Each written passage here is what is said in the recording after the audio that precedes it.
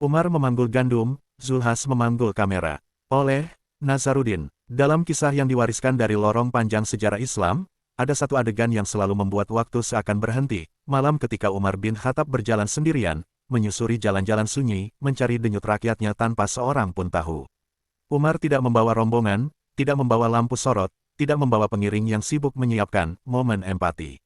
Ia hanya membawa kegelisahan seorang pemimpin yang takut keliru di hadapan Tuhan. Di sebuah rumah rapuh, ia mendengar tangis anak-anak. Seorang ibu menanak sesuatu, dan setiap kali anak-anak bertanya apakah sudah matang, ia menjawab, sebentar lagi, nak. Ketika Umar mendekat, barulah ia tahu, yang mendidih di periuk itu hanyalah batu, sekadar penenang bagi anak-anak yang seharian belum mencicipi makanan. Dan ketika sang ibu bercerita bahwa suaminya sedang berperang di bawah komando Umar sendiri, hatinya remuk seperti periuk tanah yang retak. Malam itu Umar berlari ke Baitul Mal. Ia memanggul sendiri karung gandum. Ketika ajudannya menawarkan bantuan, Umar berkata, apakah engkau juga akan memanggul dosaku kelak? Lalu ia berjalan lagi, menembus gelap, memikul bukan hanya gandum, tetapi rasa bersalah yang menindih pundaknya lebih berat dari karung itu. Berabad-abad kemudian, di sebuah negeri yang lain dan zaman yang jauh berbeda, seorang tokoh politik bernama Zulkifli Hasan, Menteri Koordinator Pangan, mantan Menteri Kehutanan dan Ketua Umum Partai, tampil memanggul karung beras di tengah bencana banjir bandang. Beras itu memang sampai ke tangan warga, tetapi sebelum itu, ia lebih dulu sampai ke lensa kamera.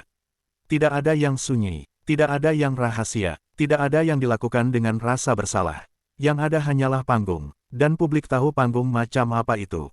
Sebab ketika Zulhas memanggul beras, warga juga teringat sesuatu, bahwa ketika ia menjabat Menteri Kehutanan, ia adalah salah satu pejabat yang paling banyak menandatangani izin alih fungsi hutan, izin yang perlahan mengikis akar-akar pepohonan, mengiris bukit, dan menyiapkan jalan bagi banjir yang kini menelan desa-desa.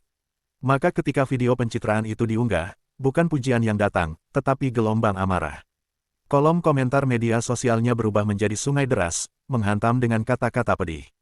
Publik dapat merasakan bahwa tangan yang memanggul beras itu adalah tangan yang pernah menandatangani nasib buruk ekologi negeri ini.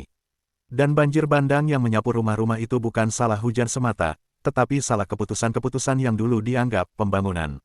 Seandainya para pemimpin hari ini ingin meneladani Umar, seharusnya yang mereka pikul bukan karung beras, melainkan rasa bersalah atas izin-izin yang membuat hutan tumbang dan desa-desa tenggelam. Mereka seharusnya memanggul beban kebijakan, bukan mencari sudut kamera terbaik. Tobat, seperti kata Cak Imin, taubatan nasuha, tidak lahir dari aksi teatrikal, tetapi dari keberanian menutup keran izin rakus, merestorasi hutan, dan mengakui bahwa negeri ini porak-poranda bukan karena takdir, melainkan karena tangan-tangan yang pernah mereka angkat untuk menyetujui perusakan. Andai Umar hidup hari ini, mungkin ia tidak membawa gandum. Mungkin ia akan membawa peta konsesi hutan, lalu melemparkannya ke tanah sambil berkata, inilah beban yang seharusnya kalian pikul, sebelum memikul karung beras di depan kamera.